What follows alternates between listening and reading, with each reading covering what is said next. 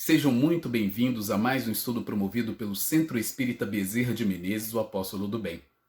Se você ainda não é inscrito em nosso canal, inscreva-se.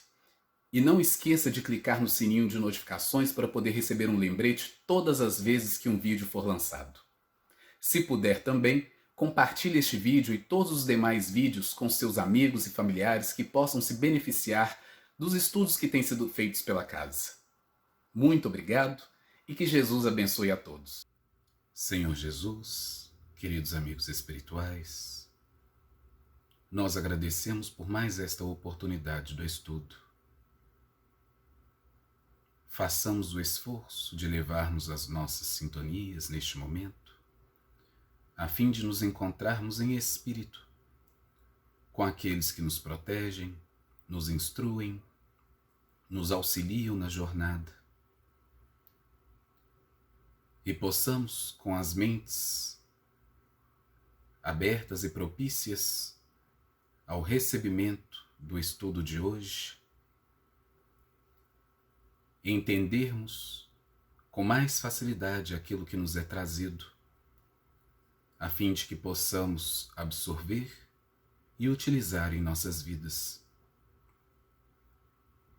Abençoa-nos, Senhor Jesus, hoje, agora e sempre. E muito obrigado por mais este dia. Que assim seja. Olá a todos, vamos trabalhar hoje uma página do Espírito Joana de Ângeles, no capítulo 3 do livro Dimensões da Verdade, que trata o tema da serenidade. Tema importante para o momento no qual nós passamos da pandemia, estarmos dentro de casa ou mesmo buscando os nossos afazeres cotidianos na rua, com o maior equilíbrio, com a maior paz interna possível, nesse pleno desenvolvimento de um ser que se utiliza de um corpo de matéria para, na realidade, se emancipar espiritualmente. Então nós vamos tentar desenvolver o tema da serenidade e como um ser pode se transformar, um ser muitas vezes agitado, inquieto, ansioso, em alguém que passe por essas grandes dificuldades dentro da vida e se torne um ponto e tenha um centro, né? Um centro interno calmo, ajustado, mais equilibrado. Então nós vamos tentar, a partir da leitura da Joana e a partir dos comentários dos espíritos, tentar fazer esse ponto de transformação dentro da vida, não mais com as dificuldades tão assustadoras e muitas vezes nos deixando para baixo, mas como seres que buscam mesmo uma proposta nova de vida. Aí a Casa Espírita é um ambiente propício para isso, um laboratório de transformação do ser, um grande propósito de transformação e novas bases para as pessoas que muitas vezes chegam à Casa Espírita num processo de dificuldade, de dores e de sofrimento. Então é o grande intuito do Espírito Joana de Ângeles, é trabalhar essa condição interna do ser humano, porque não mais podemos nos vincular a um campo ilusório da busca desenfreada dos prazeres materiais, da busca desenfreada das concepções humanas de posse, de poder e de status. E cada vez mais nós temos que viver uma vida simples, né? Uma vida simples, ajustada, equilibrada, correta, ética, para que quando do nosso desencarne possamos nos encontrar junto aos bons espíritos no mundo espiritual, continuando o nosso processo de desenvolvimento e também tendo oportunidades de novas aberturas conscienciais nas próximas vidas. Então, serenidade, algo a ser trabalhado, algo a ser cultivado dentro de nós. Não mais, como eu falei, as concepções transitórias, mas agora um ponto de permanência. Eu estou estável, eu estou equilibrado, mesmo o mundo pegando fogo. E aí é essa imagem que eu quero trazer para vocês. Uma posição de equilíbrio junto à natureza, de um ser que, sim, vivencia o mundo, mas não se escraviza aos valores do mundo. De um ser que se coloca como um processo em eterna transformação, progredindo e acompanhando as leis da vida e, ao mesmo tempo, construindo um novo piso de virtudes junto ao seu mundo interior. Então vamos lá, tentar desenvolver um pouquinho. O primeiro ponto destacado por Joana de Ângeles é a questão do materialismo. como o materialismo gera um desequilíbrio na pessoa. Aquele ser que se preocupa demais com as construções materiais, com as conquistas do mundo. Eu tenho que ter o melhor salário, eu tenho que ter uma casa X, eu tenho que ter um carro modelo X. Esse acaba entrando num estado de perturbação e desequilíbrio. Quanto mais se vincula a esse ponto escravizante e apegado, mais se transtorna dentro da vida e mais esquece as pequenas coisas simples da existência. Muitas vezes tem uma família linda, mas não vivencia dentro de casa um trabalho junto à alegria, felicidade e harmonia, porque está muito preocupado com as questões do trabalho. E aí nós temos que saber utilizar o botão liga e desliga. No trabalho, no campo rotineiro, eu dou o meu melhor possível, ético, honesto, sincero nos meus ideais, mas chegando em casa eu desligo do trabalho. E desligando do trabalho, eu entro no modo de ativação junto à família. Alegria, paz, harmonia, troca, intercâmbio. A grande instituição da família serve para isso, para a troca, para o intercâmbio, para o desenvolvimento de novos amores, para o aprofundar das relações, pelas construções equilibradas, em que muitas vezes a gente passa por alguns desafios dentro de casa, mas a gente vai levando de forma que nós possamos evoluir como seres humanos. Então esse é o propósito do nosso trabalho dentro de casa, e é esse o propósito nosso de não nos vincularmos demais ao campo da matéria, utilizarmos a matéria como empréstimo divino para a nossa evolução dentro do mundo, mas utilização, não escravização a isso. A faina incessante da vida moderna, né? A construção rotineira, estafante. Eu saio de manhã de casa, entro num trânsito pesado, gasto talvez algumas horas até o meu trabalho, chego ao meu trabalho já extenuado, mal-humorado, e aí vivencio aquelas horas no trabalho, muitas vezes numa busca frenética de poder, de status, brigando com os companheiros, entrando em conflito. E aí essa faina incessante vai nos desgastando. A sede de conforto supérfluo. E aí nós temos que pensar para a nossa vida.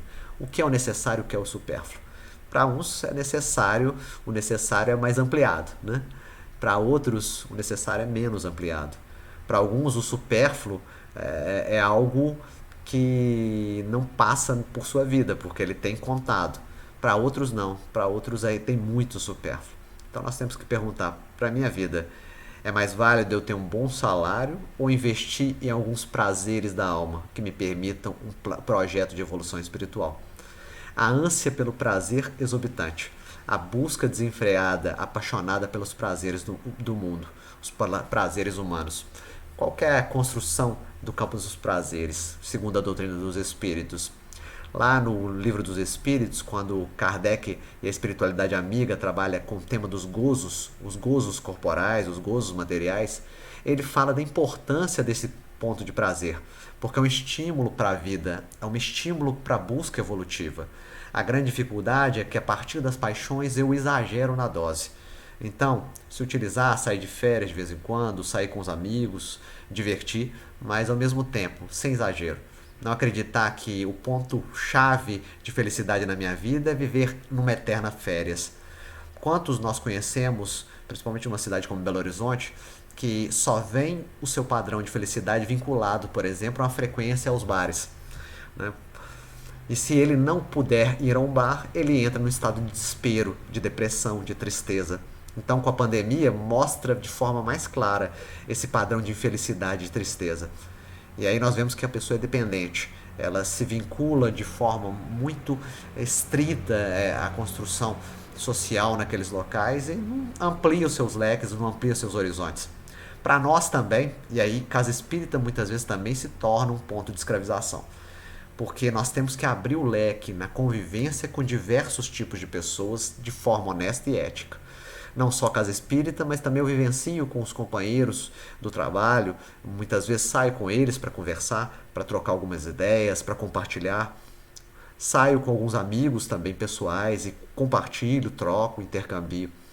Então é uma construção de integralidade, não é uma construção parcial, limitada. Se eu só estou na casa espírita, tem algo errado. Talvez uma insegurança, um desconforto interno. Porque eu acredito que dentro da casa espírita eu estou protegido e aí eu não me lanço no mundo. Só que só o ser que se lança no mundo se torna sal da terra, luz do mundo. Porque o nosso trabalho é com os necessitados, com os perturbados, com os desequilibrados. Nosso trabalho não é a espiritualidade amiga nos manter numa grande redoma de vidro. Há necessidade de estar junto às pessoas para auxiliá-las e também para receber delas, porque elas têm muito a ofertar também em termos de ensinamento, porque nós somos ainda espíritos imperfeitos no mundo em provas e expiações. A ânsia pelo prazer exorbitante, então, as demandas injustificáveis são apresentadas invariavelmente como fatores básicos para explicarem os desequilíbrios da emoção que atormentam o homem. Então, essa busca escravizante, apegada aos bens materiais, geram padrões de desequilíbrio. Exemplo, eu gostaria de ter um carro X, eu gostaria de ter uma casa X, como eu falei anteriormente, mas eu não tenho dinheiro para tal e não vou ter nessa vida dinheiro para tal. E aí eu passo toda a existência no estado de insatisfação e frustração, porque acredito que era merecedor daquela casa, aí chega uma outra consequência, eu começo a blasfemar contra Deus, né? Começo a achar que Deus é injusto mesmo e me colocou numa situação dentro da vida que os outros que são perversos ganham e eu que sou honesto não ganho nada. E aí nós ficamos desequilibrados emocionalmente, insatisfeitos, frustrados. Insatisfação e frustração, a serenidade atua de forma firme se a gente cultivar o padrão que eu tenho, o que é mais apropriado para a minha existência. Eu recebi do Pai Criador uns instrumentos adequados para o meu pleno desenvolvimento nessa faixa de sintonia que estou agora, nessa classificação que estou agora no campo dos espíritos. E aí eu cada vez mais aceito a minha condição no planeta Terra e me desenvolvo como um ser humano, que é o mais importante. Então o materialismo sim gera desequilíbrio. O apego à matéria gera desequilíbrio. Outro exemplo, antes da morte. O ser que curte a vida doidado, né? Busca os prazeres de forma desenfreada e apegada, escravizante. É óbvio que quando chegam os momentos que levam ele ao desencarne, ele entra num estado de total loucura, de perturbação. E dá muito trabalho no plano espiritual, né? No plano de acolhimento desses seres. Porque não se prepararam para o processo da morte, para a transição da morte. Então, cada vez mais nós temos que relativizar a nossa vida na matéria e nos colocarmos como seres espirituais que vão passar por essa vida e vão desencarnar. E desencarnando vão continuar seu progresso evolucional do outro lado da vida. Mas além disso também, nós temos que criar um equilíbrio no olhar. E aí eu peguei uma questão do Livro dos Espíritos que trata do supérfluo e necessário, naquela reflexão que a gente tem que fazer. O que é supérfluo para a minha vida, o que é necessário? Eu gosto de dar o exemplo que para um pai de família que está com uma criança pequena, muitas vezes é preferível deixar de ganhar um salário maior e se manter num patamar inferior em termos econômicos e investir na educação do filho do que ganhar um salário maior e a partir das responsabilidades desse salário não ter tempo para essa criança. Algo que vai impactar na vida dele daqui a 10, 20, 30 anos. Então é um padrão de escolhas e um equilíbrio no olhar. O que eu preciso, né, dentro dessa vida, o que eu não preciso. E aí não é uma questão de é um fator de não se deve conquistar bens materiais. Não, é o que eu preciso. Será que eu preciso? Tem gente que precisa demais. Porque tem gente, por exemplo, que veio ao planeta Terra num padrão de autoridade e de incentivo ao progresso da coletividade. Aí ele tem muitas posses. Tendo muitas posses, sendo dono de uma fábrica, sendo dono de uma rede de lojas, ele oferta emprego para as criaturas. E aí ele tem que ofertar esses empregos de uma forma digna, honesta, contribuir para o progresso moral e intelectual desses companheiros que estão sob a responsabilidade dele. Não temos a mínima dúvida que aquele que se coloca como um patrão tem responsável não só material com aqueles que estão empregados, mas também responsabilidades espirituais, vínculos e programação espiritual vindo do alto. 923 do Livro dos Espíritos. Aquilo que seria supérfluo para um não se torna necessário para outro e vice-versa, segunda posição? Sim. De acordo com as vossas ideias materiais, os vossos preconceitos, a vossa ambição e todos os vossos caprichos ridículos. Então, na construção da serenidade, eu vou ter que perguntar para mim mesmo, será que as minhas ideias são muito materializadas? Será que eu tenho muito preconceito? Será que a minha ambição é desmedida? Eu quero conquistar mesmo e eu passo em cima de qualquer um que estiver na minha frente? Será que são caprichos ridículos? São perguntas que a gente tem que fazer na nossa caminhada de transformação, para os quais o futuro fará justiça quando tiverdes a compreensão da verdade. Os espíritos dão um exemplo muito bom nessa questão. Eles falam que uma pessoa que já ganha muito bem, que se coloca em termos sociais de forma privilegiada, ele está sempre querendo um salário maior. E demanda, junto às outras criaturas, que o salário, o estipêndio financeiro dele aumente. E aí os espíritos colocam em reflexão: será que isso não é um plano de ilusão? Será que querer ganhar um salário maior é meramente uma coisa pessoal de vaidade, de cobiça, de uma construção equivocada e ambiciosa interna? E aí eles complementam: mas francamente, pode considerá-los digno de lástima quando ao seu lado há os que morrem de fome e de frio, sem um lugar em que repousar a cabeça.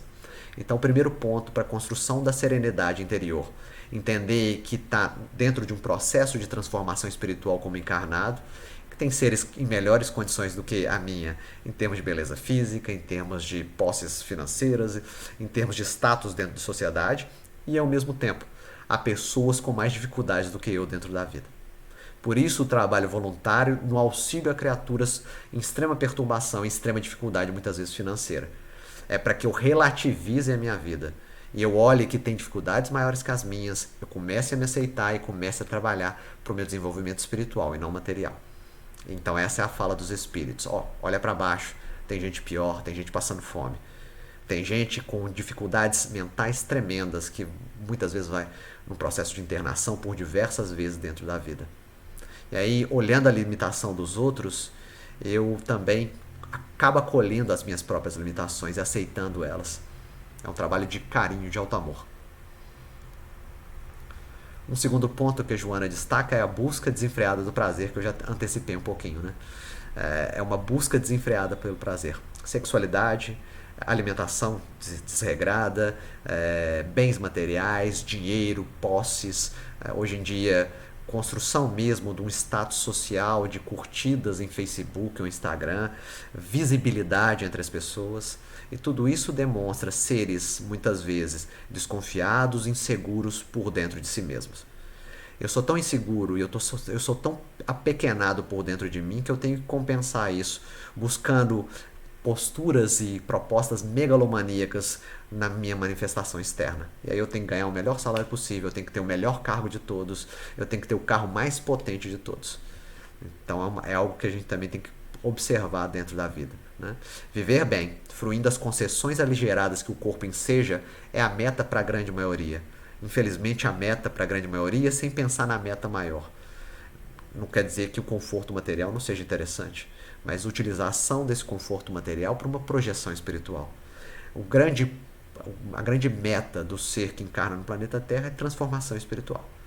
E semelhante a aventureiro ávido de prazer, como aquele que se lança dentro da vida buscando de forma descoordenada, desenfreada, esses prazeres mundanos, larga-se a criatura no cipoal das lutas, porque tem sempre conflito, né? Esses prazeres mundanos são sempre muito disputados. Como grande parte das pessoas em sociedade querem esses campos de prazeres, há muito conflito para ter esses padrões, né? Empenhando os valores de que dispõe, continuando, no entanto, inquieta e aflita. E aí vai chegar um ponto da sua caminhada evolucional que ele vai descobrir que não adiantou nada. Não adiantou nada buscar desenfreadamente um salário maior, uma construção de status mais ampliada, porque ele vai ver que por dentro de si está inquieto, aflito, desequilibrado. Então o trabalho nosso é equilíbrio interior, autoaceitação, autoamor, autotransformação. O ser que começa a caminhar, começa a se equilibrar. É o exemplo e a imagem da bicicleta. A bicicleta, quando você fica em cima dela parada, você vai ter que com muito esforço se manter o equilíbrio.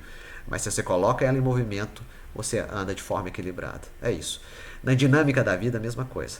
Quanto mais eu dinamizo, quanto mais eu troco, quanto mais eu compartilho, quanto mais eu troco ideias, pensamentos, palavras, mais eu me equilibro, mais eu me transformo e me construo um altar interno que possa me permitir esse ponto de equilíbrio interior.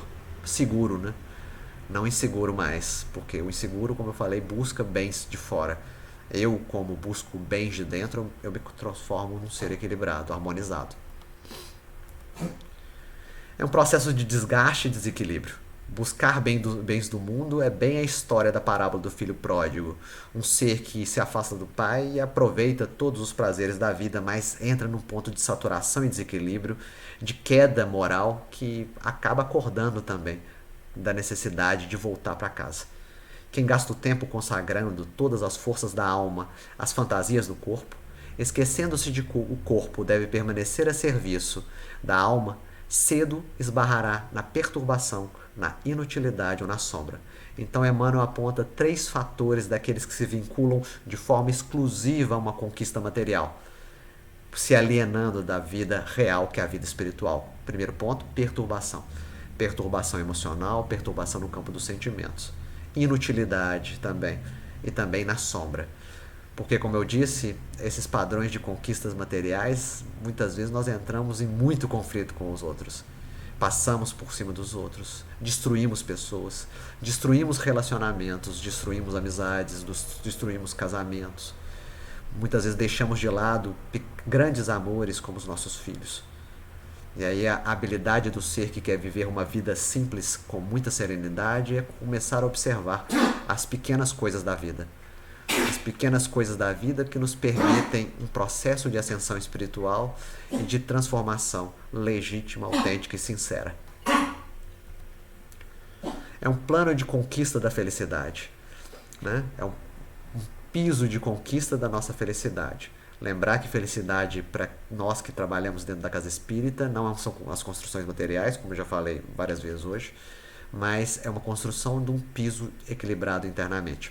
Na 614 de O Livro dos Espíritos, a felicidade tem a ver com a justa adequação do ser, a criatura criada por Deus, às leis divinas, às leis superiores. Quando eu infrinjo um campo de leis porque eu sou imperfeito, a imperfeição me traz infelicidade. A imperfeição da vaidade me traz infelicidade, que eu construo péssimos relacionamentos. A imperfeição da cobiça, do orgulho, do egoísmo também tem a mesma consequência. Eu crio muitos relacionamentos que estão fadados ao fracasso. E aí eu não sou alimentado no meu campo do amor, no meu campo da construção ajustada, da troca energética junto às outras criaturas. Então o plano de conquista da felicidade tem que ser o nosso projeto espiritual para essa existência. E aí, o interessante da 922 de O Livro dos Espíritos é qual é o padrão básico de felicidade para o planeta Terra. Posse do necessário, isso quer dizer necessário, não supérfluo. Você não precisa das riquezas humanas. Alguns têm sim compromisso com as riquezas. Quem não tem, não é necessário se desgastar corporalmente, se desequilibrar emocionalmente na conquista dessas riquezas. Então, posse do necessário é o primeiro, consciência tranquila, botar a cabeça no travesseiro ao final do dia e dormir tranquilamente. Muitos desses que buscam de forma desenfreada os bens materiais não têm paz de consciência. Como eu falei, eles passam muitas vezes as pessoas para trás, né? Eles tratam as pessoas com falta de ética por diversas vezes por causa dessas conquistas. Então não tem consciência tranquila. E o terceiro ponto é fé na vida futura. Eu sei que talvez essa vida esteja difícil, complicada, complexa, mas eu sei que no futuro eu vou para o plano espiritual, eu vou reencarnar e vou ter outras oportunidades de crescimento. E aí não é negativismo não, viu? É cada vez mais se colocar como um ser que reencarna. Deixar de lado esse ser vinculado a só uma vida e se vincular às inúmeras vidas. Porque há projetos espirituais para essa vida mesmo, mas há projetos para diversas vidas, para médio e longo prazo. 3, 4, 5 vidas, ou 10, 15, 20 vidas. Cada vez mais nós vamos ter que acostumar com esse tipo de programação espiritual mais ampliada para um ser que quer se construir como um ser novo. Educar-se, no entanto, para conhecer, peregrinando pelos meandros da dor humana, a fim de solucionar os milenários enigmas do espírito encarnado. Disciplinar-se com o objetivo de renovar as disposições íntimas no sentido de evolução espiritual.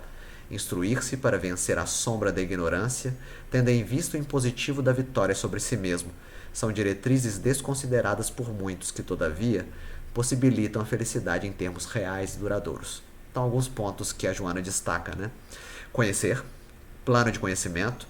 Conhecereis a verdade vos libertará. Plano primeiro de instrução, eu aprendo mais sobre as leis universais na casa espírita ou mesmo na ciência planetária. E aí, aprendendo um pouquinho mais, eu vou me libertando, eu vou construindo autonomia, eu vou sabendo escolher melhor as minhas propostas de vida, né? A fim de solucionar os enigmas, disciplinar-se também, né? Disciplinar-se com o objetivo de renovar as disposições íntimas, porque para transformar um ser antigo num ser novo exige muita força, muita perseverança, muito investimento da alma, porque muitos vão te apontar o caminho equivocado, e aí eu vou ter que falar assim, não, realmente esse não é mais o meu caminho. Agora é hora de trilhar caminhos diferenciados que me construam como um ser ajustado a um plano existencial maior, mais apropriado para o campo do meu destino, né? Então nós vamos trabalhando isso no tempo, nós vamos desenvolvendo esse campo da disciplina, da instrução também. Instruir-se para vencer a sombra da ignorância, principalmente a ignorância interna, a minha sombra interior, os meus aspectos negativos, não conhecidos do meu mundo íntimo, que há que ser lançado luzes maiores para que a gente possa também acerenar nossa alma. O ser sereno é o ser que se conhece, é o ser que sabe quem se é, né? É um ponto também da construção da serenidade. Contentamento é outro plano de construção para a nossa serenidade. Eu tenho que contentar-me com o que tenho, como diz Paulo de Tarso. Eu fico contente com o que eu tenho. Eu tenho pouco, mas eu sei que o que eu tenho é honesto, é ético, então eu fico contente com o pouco que eu tenho. Eu tenho muito e eu utilizo de boa forma, então me contento por ter isso, porque eu estou utilizando isso bem. Quantos tormentos, ao contrário, consegue evitar aquele que sabe contentar-se com o que tem, que vê sem inveja o que não possui? Outro padrão de perda de serenidade, olhar muito para fora, né? Inveja, cobiça, né? Eu invejo o que o outro tem, e aí eu queimo de febre de inveja o tempo todo. Eu cobiço o que o outro tem e fico eternamente cobiçando o que o outro tem, né? Que vê sem inveja o que não possui, que não procura parecer mais do que é. Outro padrão de construção para a nossa serenidade. Não querer aparentar o que não se é. Autenticidade, honestidade. Cada vez mais a máscara construída, que é para o nosso convívio social, tem que se ajustar ao meu conteúdo interno. Eu me apresento de forma autêntica para o mundo. Eu não finjo, eu não sou hipócrita. Eu não me coloco como alguém que joga dentro da vida para conquistar determinados padrões de conforto. Esse é sempre rico, a riqueza espiritual, né? Porque se olha para baixo de si e não para cima, vê sempre criaturas que têm menos do que ele. É calmo, porque não cria para si necessidades quiméricas. Constrói calma, equilíbrio, harmonia, como eu falei, serenidade, porque está caminhando pela vida de uma forma equilibrada, não se vinculando a esses aspectos exteriores de forma demasiado. É calmo porque não cria para si necessidades quiméricas. E a calma, em meio às tempestades da vida, já não será uma felicidade? Será que passar por um tormento como dessa pandemia, estando dentro de casa, calmo, equilibrado, harmonizado, tendo que sair calmo, harmonizado, equilibrado, já não é um ganho? Já não é vantagem? Mas à frente a Joana vai dar o exemplo de Jesus. Apesar da cruz, apesar da perseguição, apesar das pancadas que ele toma da vida, ele se coloca como ser calmo, sereno e equilibrado. É o nosso modelo e nosso guia. É o nosso exemplo ideal de transformação para a construção da serenidade. E aí a Joana entra no campo mesmo da serenidade, o conceito de serenidade.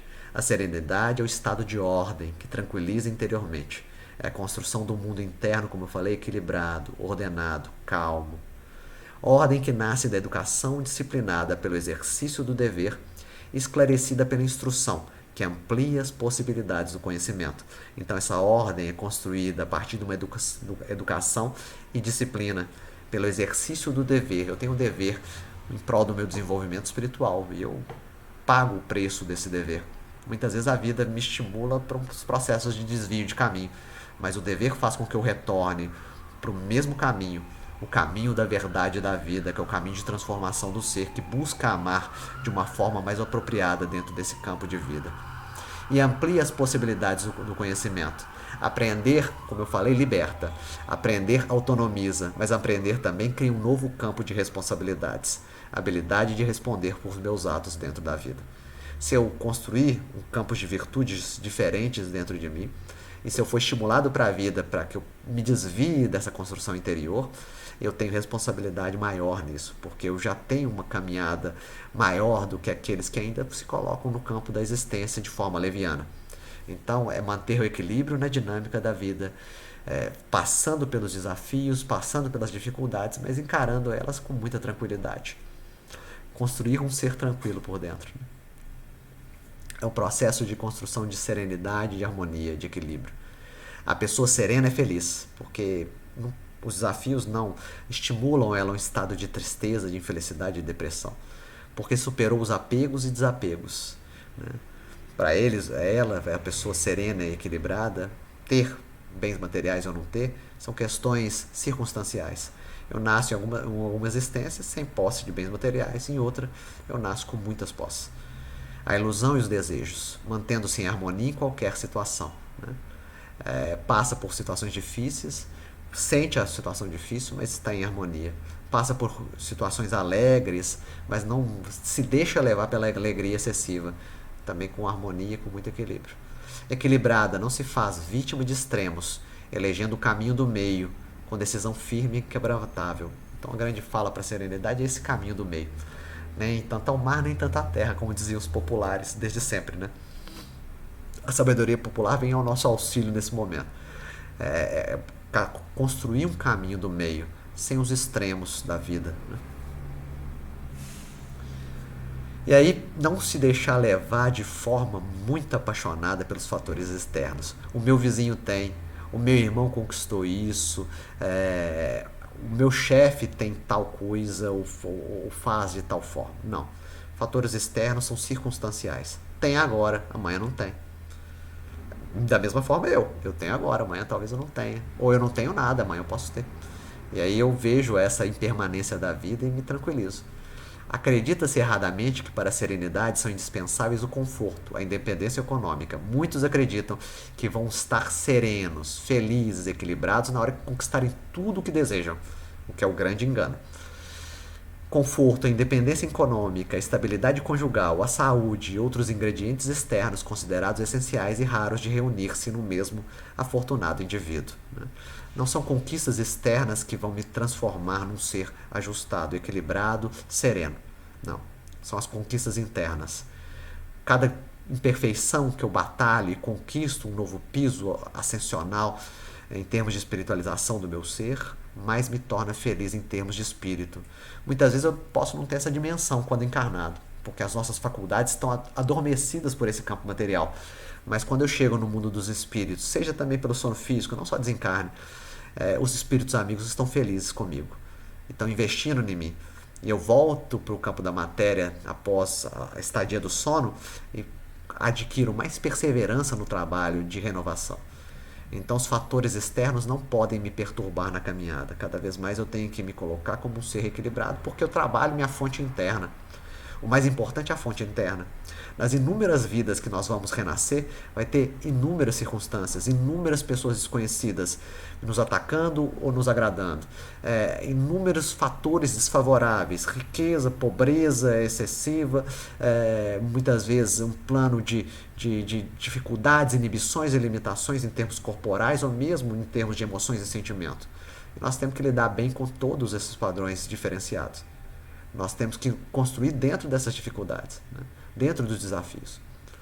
Então é o grande clique que a gente tem que dar dentro da vida. É um processo de libertação do campo da matéria, como Jesus já dizia. Eu vos tenho dito essas coisas para que tenhais paz em mim. No mundo tereis tribulações, dificuldades, desafios, problemas. Vai errar muitas vezes, mas não vos desanimeis. Não constrói um piso de depressão, desânimo, tristeza. Eu venci o mundo. Não venci no mundo, né? Não venci conquistando bens materiais, mas eu venci o mundo. E aí a gente tem que tomar cuidado com as imagens veiculadas, por exemplo, pela mídia. A imagem veiculada pela mídia é de um ser que muitas vezes sai de um estado de dificuldade, conquista bens materiais e se coloca num plano de projeção social em termos de vencer na vida, né? É o vencer na vida. Será que o plano de ética interno é o mesmo do ser que começou lá simples e humilde, do ser que conquistou os seus bens materiais? A maior parte das vezes, num mundo injusto, não é. No mundo de injustiças, muitas vezes, aquele que conquista riquezas passou muita gente para trás e não teve uma construção ética por dentro que seja adequada. E aí nós vamos ter que cada vez mais pensar sobre isso. Eu passo pelas tribulações da vida, eu vivencio os problemas da existência, mas eu mantenho a paz em mim, porque eu estou vinculado às faixas superiores da existência, porque eu me liberto dessa escravização no campo da matéria, porque eu acredito que eu vou construir algo de espiritualidade mais ampliado. É um investimento que nós temos que fazer. E muitas vezes o investimento, não é sempre não, né? Mas o investimento muitas vezes é escolho um lado ou escolho o outro. Muitas vezes, e a doutrina espírita é bem tranquila com isso, a gente pode conciliar os dois lados trabalhando da melhor forma que nós podemos fazer. Mas há propostas da vida e há coisas que nós temos que abandonar desde já para desarmar o homem velho do apego, do rancor, da mágoa, do ressentimento, dos ciúmes, né, desses padrões ainda apegados às estruturas circunstanciais da vida. Cada vez mais nos libertarmos, construirmos autonomia. E aí nós vamos ter que treinar o nosso olhar, né? Por isso a florzinha sendo ofertada, um gesto de gentileza, de carinho, que desarma corações, que trabalha os outros corações. Então, investimento nas pequenas coisas da vida. Eu invisto e tenho olhar nas pequenas coisas da vida. Eu valorizo um abraço, querido. Eu valorizo um tapa nas costas que dá estímulo, oferta um plano de coragem maior daquele que está passando por dificuldade na vida. Eu valorizo o olhar carinhoso mesmo à distância, eu valorizo pequenos gestos e faço pequenos gestos junto às outras pessoas para que possamos espiritualizar a vida também de uma melhor forma. Então, mudança do olhar.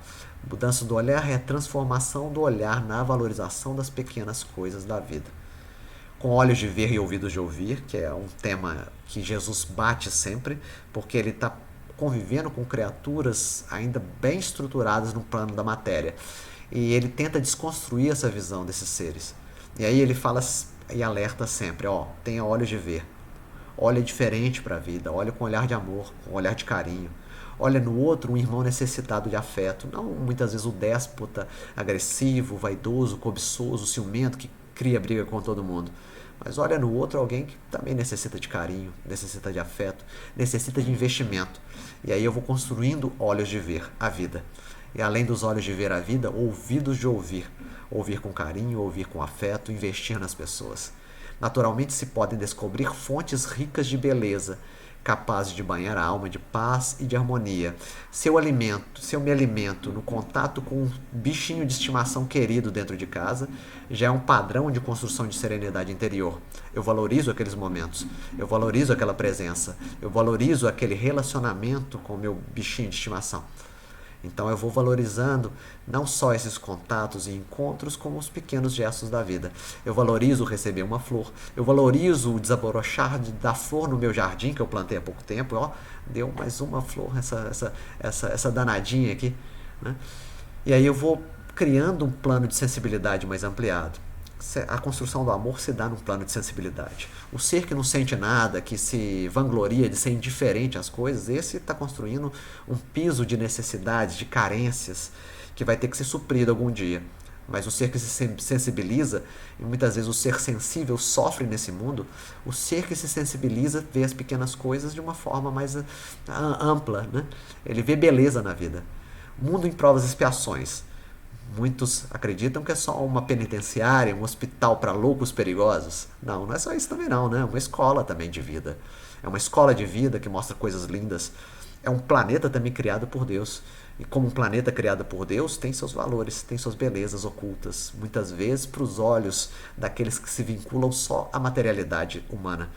Mas aquele que se espiritualiza começa a ver coisas lindas dentro do mundo mesmo.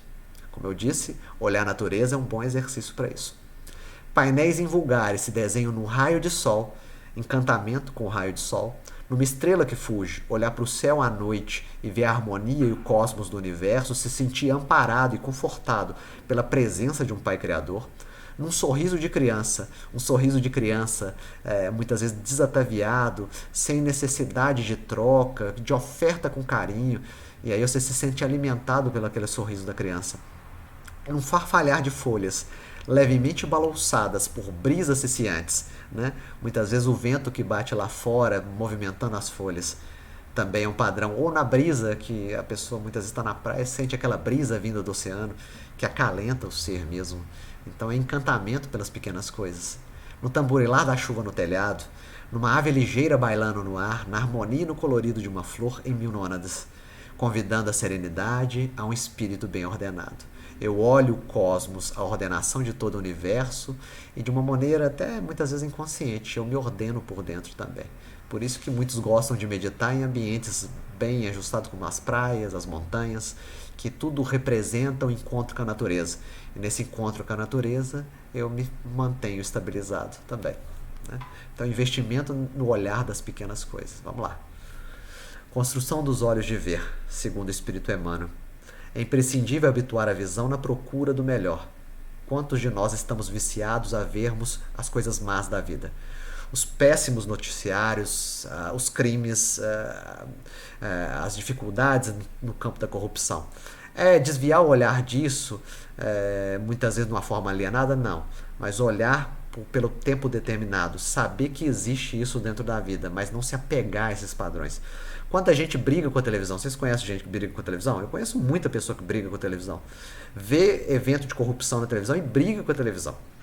Começa a discutir com a televisão. Isso vai gerar um padrão de equilíbrio interior, de harmonia? Não. Ele pode ver o fato na televisão, achar aquilo ali triste, muitas vezes até fazer uma prece para quem está envolvido nesse fato, mas não é se vincular a esses padrões de censura. E aí o interessante, no capítulo 8 do livro Pensamento e Vida, que trata da associação, fala sobre isso. O censor inveterado é aquele que vai apontando, muitas vezes, é aquele que muitas vezes acaba caindo na mesma falha, né?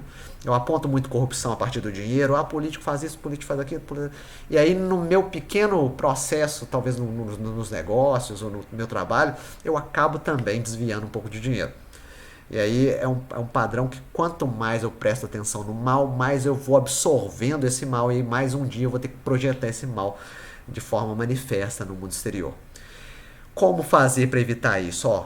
Eu tenho que saber das minhas imperfeições, eu tenho que saber da minha pequenez, eu tenho que ser humilde, né? O corrupto faz de determinada forma e rouba milhões de reais de programas de serviço de saúde pública, que seja. E eu nas minhas pequenas imperfeições também. E eu na minha corrupção, que se deixar um dinheiro perto, talvez eu também extraia e cate esse dinheiro só para mim.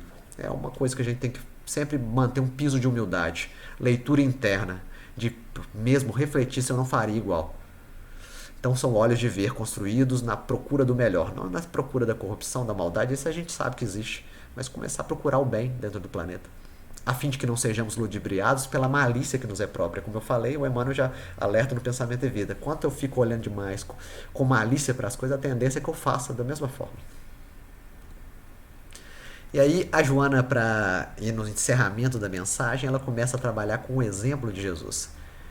A vida de Jesus é sofrida. Muitas vezes a gente olha à distância e vê a pujança do Espírito puro no planeta Terra e não vê que é uma vida muito sofrida. As pessoas não entendem ele. Primeiro ponto. Ninguém, nem sua mãe entende ele. Por mais que as pessoas sejam idólatras, adoidadas com Maria de Nazaré, segundo os relatos do Evangelho, não entende o que Jesus está falando. E muitas vezes trabalha junto a Jesus num padrão de não entendimento. E ele tem que chamar a atenção de Maria por várias vezes, né?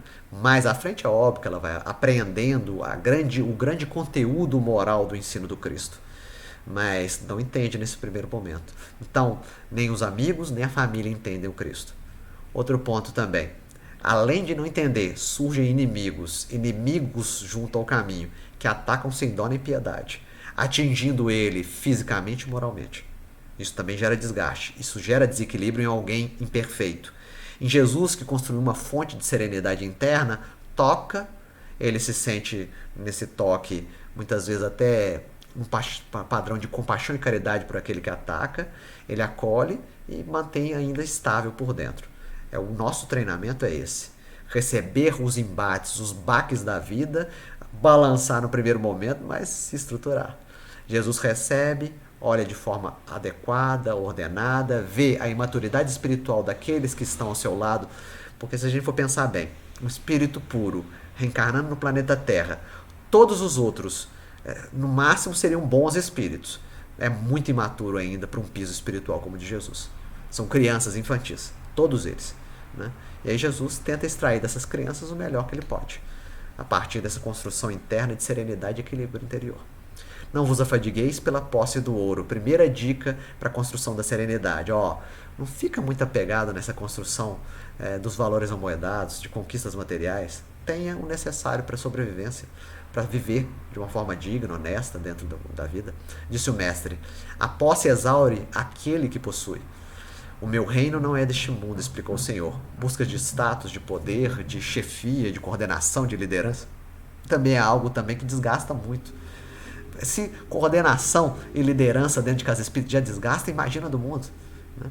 Então, é óbvio que tem pessoas que são designadas para fazer esse tipo de trabalho, mas não busque isso de uma forma intensa, como se fosse um projeto de vida, obter poder, seja na casa espírita, seja no trabalho, seja no campo social.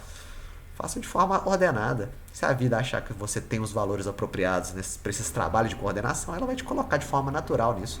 E aí exerça o poder com muito carinho, com muito afeto. Como o servo Jesus que lava os pés dos discípulos, mas na realidade é o grande mestre. E aí nós aprendemos com a grande dinâmica da vida que ser servo e ser mestre são condições de momento, circunstancial. Com certeza Jesus é discípulo de outros vários espíritos superiores a ele, ainda no universo. O coordenador espiritual da galáxia, o coordenador espiritual de outras esferas planetárias são superiores ao Cristo e ofertam para ele também muito o plano de aprendizagem. E aí nós temos que entender, para a doutrina espírita, a evolução não para, é progresso sempre. E nós podemos adquirir uma perfeição relativa, perfeição absoluta, só o Pai, né? Para que as pessoas não me ataquem depois aí, né? Nos passos do Cristo. Cuidai em não transitar sem a devida prudência nos caminhos da carne, em que muitas vezes imitais a mariposa estouvada. Atendei às exigências de cada dia, rejubilando-vos por satisfazer as tarefas mínimas. Não intenteis o voo sem haver aprendido a marcha. São falas do Espírito Eusébio no livro No Mundo Maior, capítulo 2.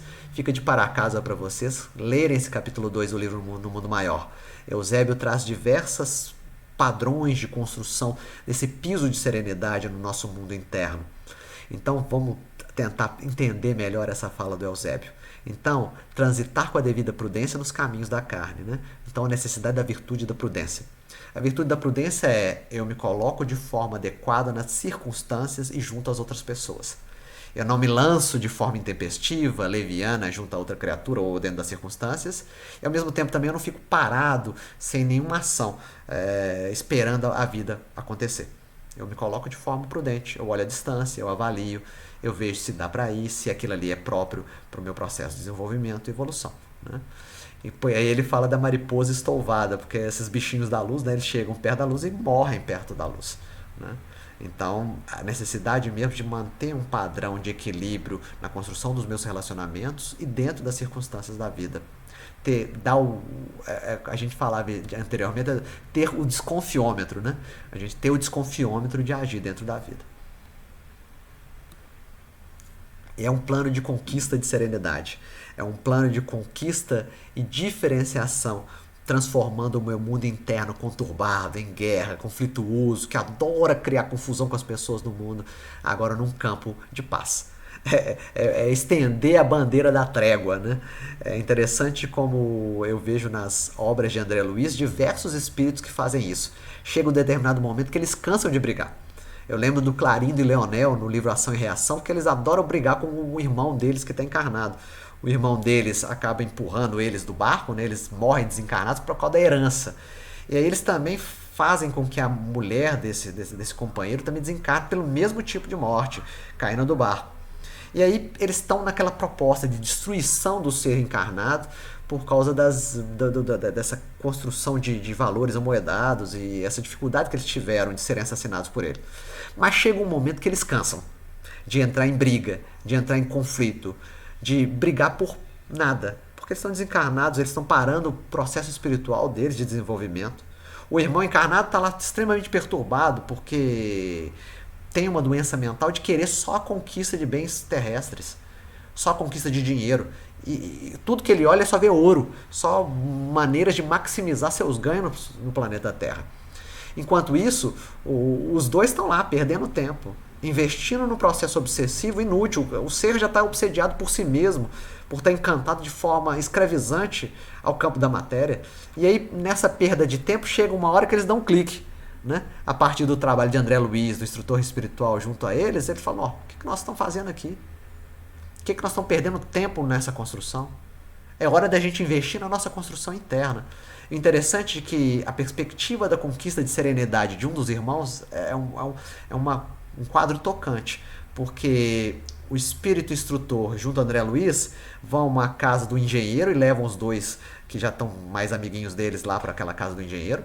Um deles que ainda não está com muita vontade de transformação, mas ele gostava muito de música, ele queria ser pianista clássico. E aí estimula lá o companheiro, lá onde que eles foram visitar, a colocar um disco na vitrola com uma música clássica. E a música clássica toca o coração de um deles, construindo um piso de maior serenidade.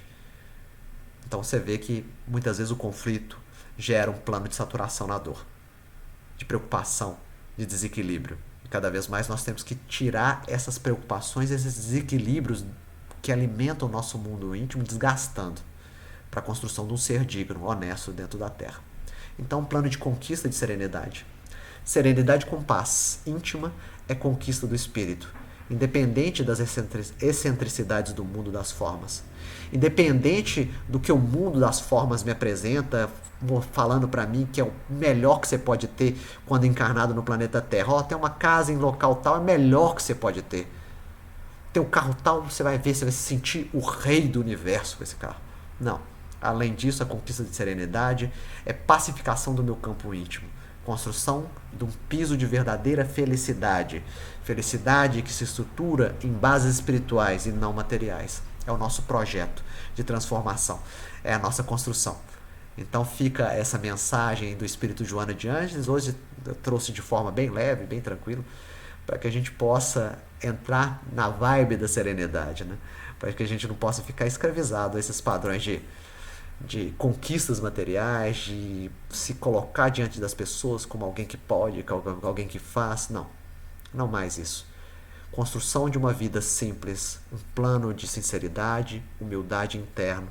Não mais conflitos, não mais inimizades, não mais relacionamentos tóxicos, não mais construção equivocada, mas agora um ser espiritual utilizando um corpo físico, num caminhar de desenvolvimento, em que cada dia mais eu deixo meus vícios de lado e implemento novas virtudes. E aí, a presença da doutrina espírita na nossa vida, que nos permite aprender no primeiro momento a partir da instrução. Sou um ser reencarnado, sou um ser que comunica-se sim com os espíritos desencarnados, mesmo que eu não perceba isso durante o sono, né? Mesmo que agora é um processo de comunicação. Entendendo esses princípios maiores dentro do universo, eu me sinto acolhido, eu me sinto confortado por esse grande Pai Criador. Sentindo confortado e acolhido, eu me sinto estimulado e persevero numa construção íntima, mais em base de amor, de bondade, de harmonia e de paz. É a mensagem para vocês. Tomara que todo mundo esteja bem em suas casas e que os espíritos amigos possam nos auxiliar no nosso desenvolvimento, no campo da família, no campo social, junto àqueles que passam por dificuldades maiores em desequilíbrios nesse momento de transição do planeta Terra. Que Jesus, o bom mestre, também possa nos ofertar a mensagem de amor, de compaixão e de caridade. E mais que nos ofertar essa mensagem, que sejam elementos que possam ser assimilados por nós na transformação das nossas vidas, na construção do homem novo, do homem melhor. Grande abraço para todos, até a próxima.